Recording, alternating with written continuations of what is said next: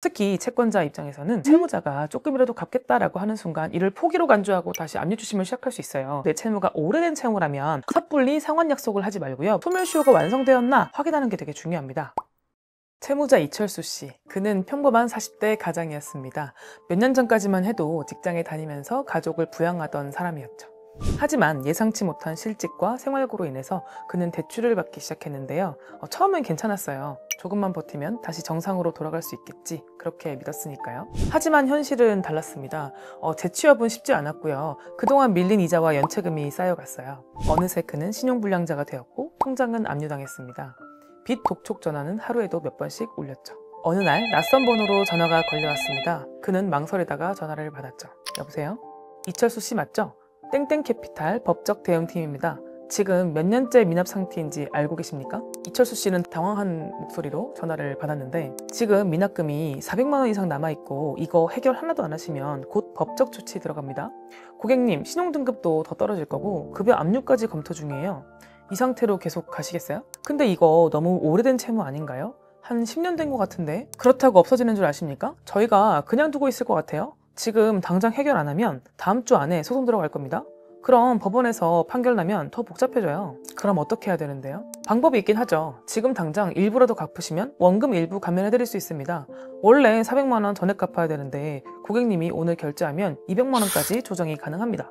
하지만 이건 오늘까지 드리는 조건이에요. 내일이 되면 없습니다. 제가 200만 원을 당장 낼 수는 없어요. 너무 많아요. 아니 그러니까 지금까지라도 성의를 보이라는 거 아닙니까? 20만 원이라도 먼저 내세요. 그럼 협의 가능하다고요. 안 내면 그냥 소송 들어가겠습니다.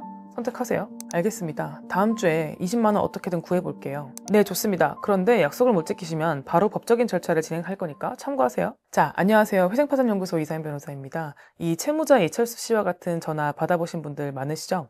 원금을 50%나 깎아주겠다니 너무 괜찮은 제안이잖아요. 그런데 이때 덜컥 20만 원을 줬다가는 큰일 납니다. 왜 큰일이 나는지는 제가 차근차근 설명을 드릴 건데요. 여러분, 소멸시효가 완성된 채권이라는 말을 들어보셨어요? 채무가 오래된 분들, 그러니까 빌린 지 오래된 대출금이나 카드비를 가진 분들은 아마 들어보신 적이 있을 것 같아요. 소멸시효가 완성된 채권의 뜻을 알기 전에 일단 소멸시효가 뭔지 알아야겠죠?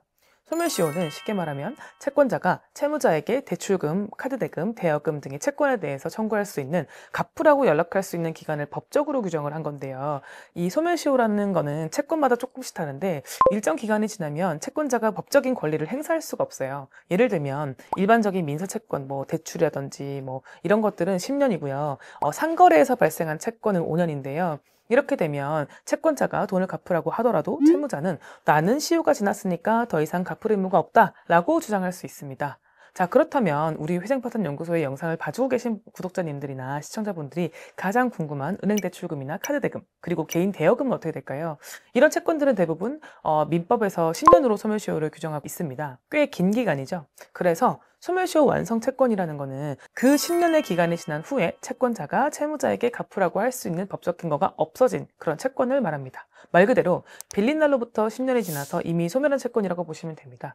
그렇게 소멸시효가 완성된 채권은 채무자가 갚을 의무가 없어지는 것이고요. 채권 자체가 사라진다기보다는 갚을 의무가 사라지는 거고 추심 권한이 사라진다라는 의미에 가깝습니다. 그러면 이렇게 소멸시효가 완성된 채권에 대해서 채권자들은 채무자에게 갚으란 연락을 할까요? 안 할까요? 상식적으로 생각해보면은 갚을 의무가 없어졌고 추심 권한도 없으니까 연락을 안 할 것 같잖아요. 근데 채권자는 연락을 합니다. 도대체 왜 그러는 걸까요? 만약 이철수 씨가 소멸시효 완성 채권에 대해서 알고 있었다면 신용정보사가 아무리 독하게 추심을 한다고 해도 덜컥 돈부터 갚지는 않았을 겁니다.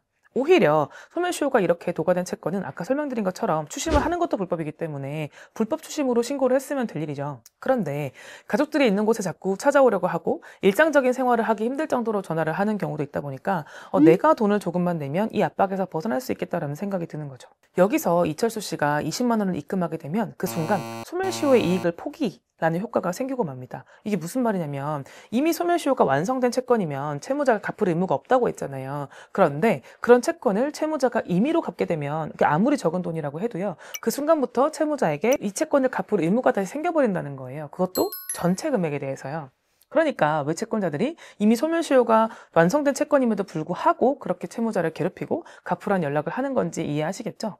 아주 조금이라도 변제를 하게끔 만들어서 소멸시효 완성을 없애려고 아주 지독하게 연락을 하게 되는 겁니다. 이렇게까지 변제를 하게 되면 그건 진짜 돌이킬 수 없는 상황이 되는데요. 아까 이철수 씨처럼 그러면 제가 갚겠습니다 하면서 계좌까지 받아간 이런 상황에선 어떨까요? 다행히 아직까지 입금을 하지 않아서 완전히 소멸시효가 되살아난 건 아니지만요.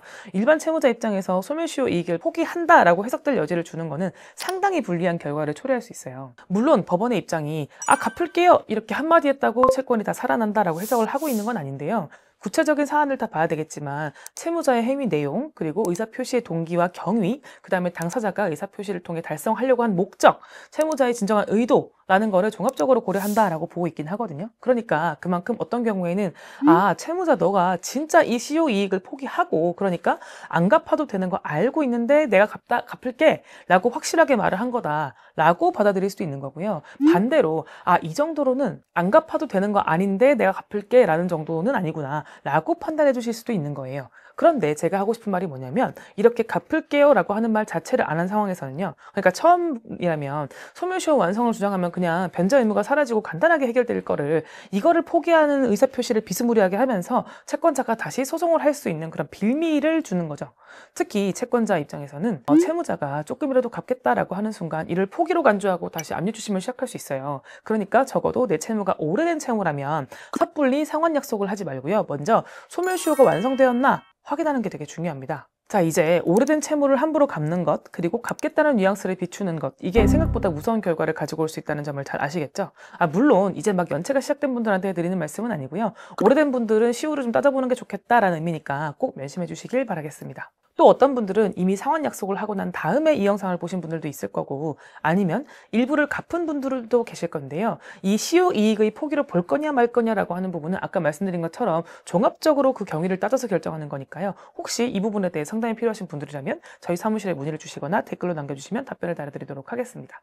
괜히 채권자가 시키는 대로 갚으라고 해서 갚았다가 소멸시효가 지난 채권에 대해서 여전히 갚겠다고 의사표시를 한 것으로 보여지면 소멸시효의 이익을 포기했다고 보고 채무 원금 그리고 이자까지 전부 갚아야 되는 의무가 생길 수도 있으니까요. 특히 이미 10년 이상 지난 소멸시효가 완성된 채권이라는 생각이 드신다면 바로 갚는 것이 아니라 소멸시효가 이미 완성된 채권이 아닌가라는 점을 꼭 확인해 보셔야 된다는 점 명심해 주시기 바랍니다. 마지막 체크 포인트 정리해 드리겠습니다. 첫째, 오래된 채무라면 함부로 갚겠다고 하지 말 것.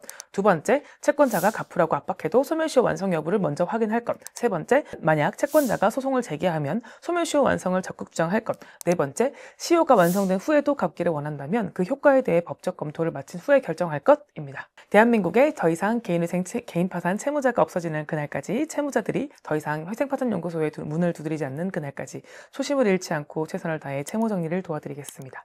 빚에 대한 답은 회생파산연구소에 있습니다. 감사합니다.